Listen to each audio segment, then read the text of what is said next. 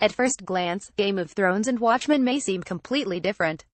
One is a medieval fantasy TV series focused on different families fighting for power, and the other is a comic book centered around realistic superheroes. Surprisingly though, the show and the comic book are connected in a peculiar way. Out of all the characters in Game of Thrones, Bran Stark has gone through the most drastic transformation. He went from a sweet little boy who enjoyed jumping across rooftops and bickering with his sister, to an increasingly stoic host of a mystical entity that can see both past, present and future. Every passing episode has shown the young Stark going deeper into the rabbit hole, and it's safe to say that fans, myself included, haven't been quite comfortable with his creepy, emotionless persona. Have you ever wondered what exactly inspired that behavior? Well, now we finally know, and it's thanks to the Watchmen.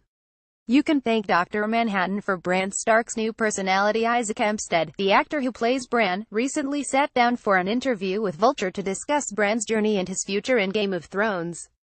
There, he revealed an interesting detail.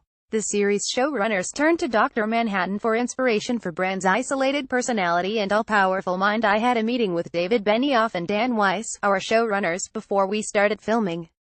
We had a chat about how we wanted to play Bran this season, and they suggested Dr. Manhattan from the Watchmen comic. Bran was slightly based on that, existing in all these different times at once, knowing all these various things, being this emotionless rock connecting these different timelines and the history of the universe. I won't lie, I never expected a superhero to play a part in the narrative of Westeros. Putting a twist on the concept of Dr. Manhattan. As awesome as Dr. Manhattan is, someone as monotonous and almost robotic as him runs the risk of boring audiences. Hempstead and the showrunners were aware of that, and they figured out a way to avoid it. They made sure to hint at the fact that there was still a part of the Bran left in his body, floating around somewhere. We didn't want a boring, monotonous character who would just go, "Yeah, I'm the Thried Raven, blah blah blah." It becomes a bit dull. We wanted to make sure that there was a bit of Bran left, a glimmer of a person still in there. It's like he's the first cyborg. We just connected a supercomputer to a human being's brain. He's a mainframe, but there's a little bit of his personality. More often than not, though, Bran is a vessel for human knowledge. Aside from the Dr. Manhattan comparison, this could be the sign of a huge development for Bran going into Season 8. You see, following their gut-wrenching ordeal with the Night King, Thried Raven, Bran told Mirror that the Bran we first met in Season 1 was dead. The only entity that seemed to remain was the Raven.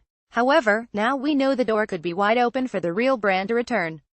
Keep in mind, I'm just speculating here, but perhaps Bran will become his chipper, younger self once again after the White Walkers are taken care of. We'll hopefully get an answer for that when Game of Thrones returns for its final season next year. How do you feel about Bran being based on Dr. Manhattan? Did you figure that was the case when watching the show? Let me know in the comments. Source: Vulture.